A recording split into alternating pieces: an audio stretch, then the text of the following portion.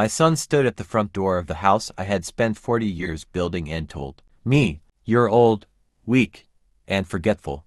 This isn't your home anymore." I was shocked when he handed me papers claiming I had signed everything over to him. What he didn't know was that his forged signature had triggered a clause in a $90 million family trust, and I had already made one decision that could destroy his entire plan. I never imagined my own son would one day stand in front of me and tell me to leave the house I had built with my own hands. My name was on the property records. I had paid the mortgage. I had raised my family there.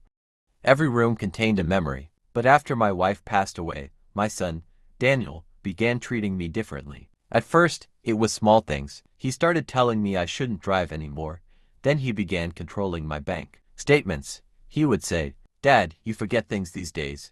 Let me handle it." I trusted him because he was my son. Then one afternoon, he arrived with 2 lawyers. He placed a folder on the dining table and said, "Dad, you've signed the house over to me." I laughed because I thought he was joking. Then I saw the signature. It looked exactly like mine, but I hadn't signed it. I looked at him and said, "You forged my signature." His expression didn't change. Instead, he leaned back and said, "Who's going to believe you? You're 78 years old.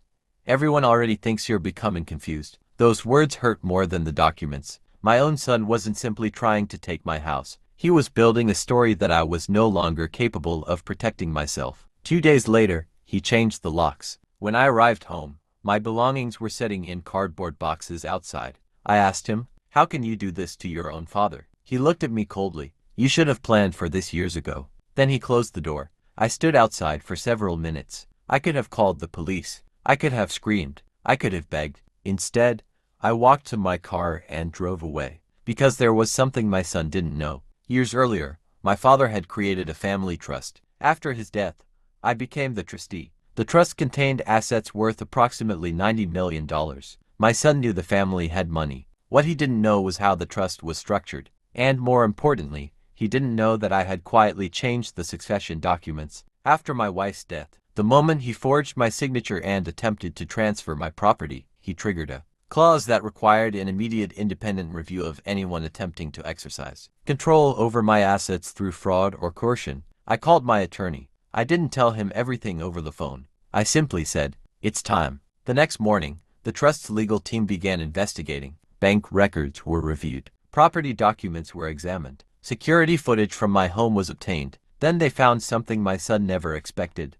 The lawyer who had supposedly witnessed my signature had never actually been inside my house. The notary stamp belonged to a person who had been out of state on the date the document was supposedly signed, and the signature itself had been copied from an old financial document. My son hadn't just made a mistake. He had built an entire plan around a lie. But I still wasn't finished. I instructed my attorney not to immediately confront him. Instead, I wanted to know why. The answer came 3 days later. My son had enormous debts. He had borrowed money against several businesses that were failing. He believed my house and other family assets could rescue him. He didn't want to inherit my wealth someday. He wanted control of it now. That's when I made my final move. I revoked his position as beneficiary of the trust, but I didn't leave the money to myself. I created a new structure that protected the assets for future generations, charitable causes, and several people who had actually stood by me when my son abandoned me. My son received one thing, a letter. It said, "Daniel, you told the world I was too old and confused to protect myself. You were right about one thing. I am old, but you were wrong about the rest. I trusted you because you were my son.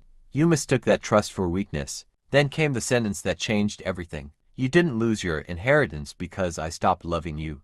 You lost it because you tried to steal what you believed you already owned." Strong ending. 2 weeks later, my son came to my attorney's office. He wasn't angry anymore. He was terrified. He begged me to give him another chance. I looked at him for a long time. Then I asked him one question. "Before you knew about the $90 million trust, did you ever plan to apologize for throwing your father out of his own home?" He couldn't answer. That silence told me everything. I forgave him eventually, but forgiveness did not mean giving him access to everything I owned. I bought a smaller home and started a new chapter of my life. And I learned the hardest lesson of all. Sometimes the people who know exactly where your heart is are the same people who know exactly where to strike it. Money didn't save me that day.